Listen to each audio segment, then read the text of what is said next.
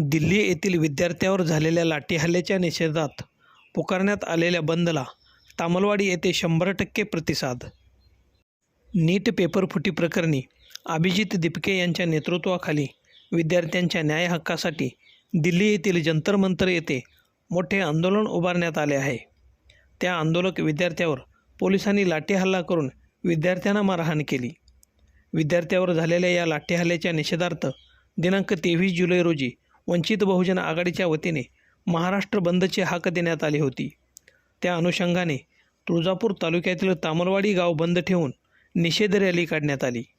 यावेळी ग्रामपंचायत कार्यालयासमोर संविधानाचे वाचन करण्यात आले.